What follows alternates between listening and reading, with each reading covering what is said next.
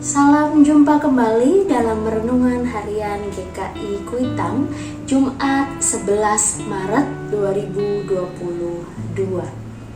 Pembacaan Alkitab kita pada hari ini dari Matius 5 ayat 44 yang demikian bunyinya. Tetapi aku berkata kepadamu, kasihilah musuhmu dan berdoalah bagi mereka yang menganiaya kamu. Shalom Bapak Ibu yang terkasih di dalam Tuhan Yesus Kristus. Kiranya Bapak, Ibu, Saudara dalam keadaan yang baik, dalam keadaan yang sukacita. Jemaat yang terkasih, ada seorang ibu yang bercerita kepada saya bahwa ia selalu membantu dan menolong salah satu saudaranya ini. Ketika si ibu sedang di luar dan kehujanan sampai basah kuyup, ia menghampiri saudaranya untuk meminjam baju agar tidak masuk angin saat setibanya di rumah.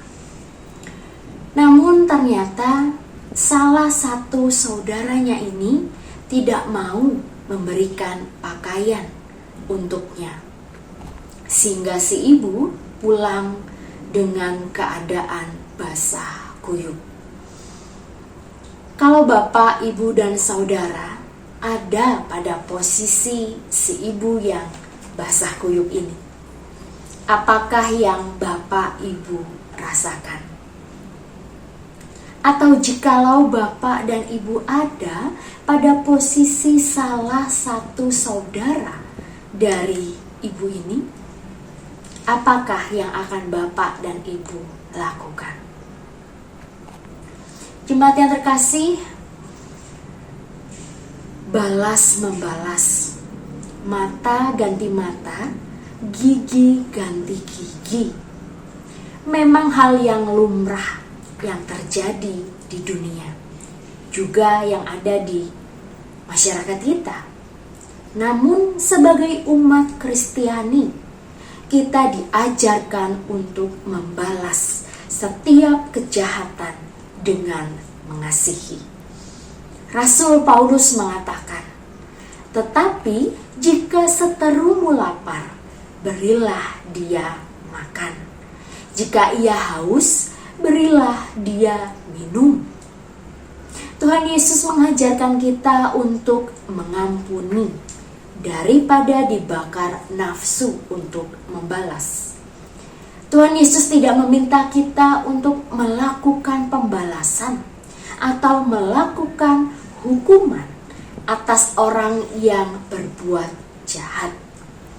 Namun ia menawarkan alternatif lain yang lebih luhur, yang lebih mulia, yang lebih ilahi, yakni bukan membalas melainkan mengampuni, bukan membalas melainkan mengasihi.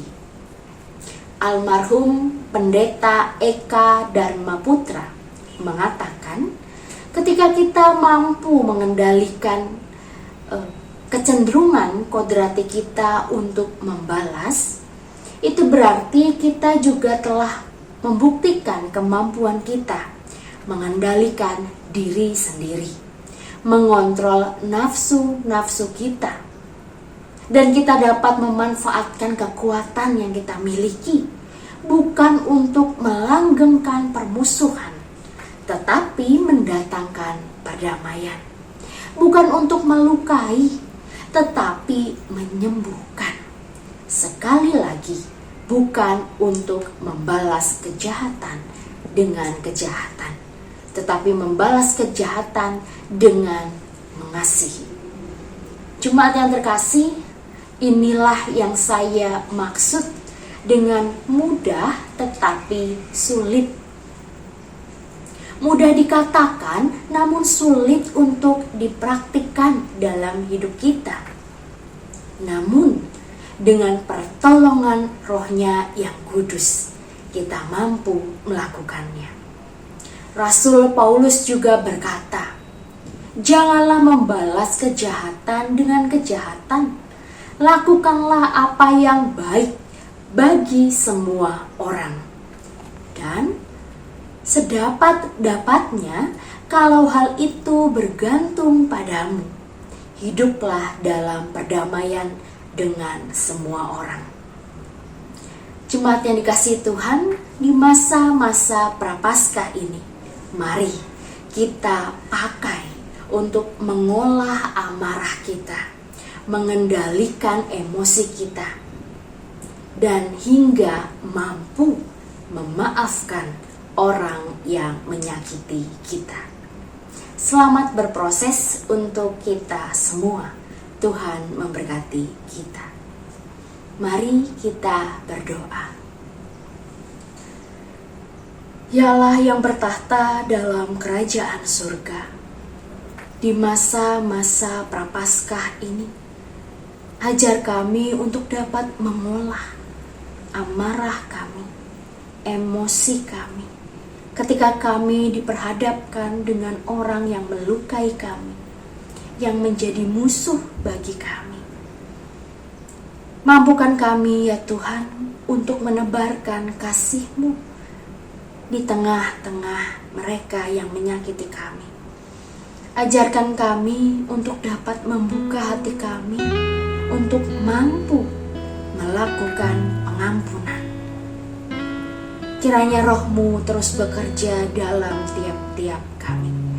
Dalam nama Tuhan Yesus Kristus kami telah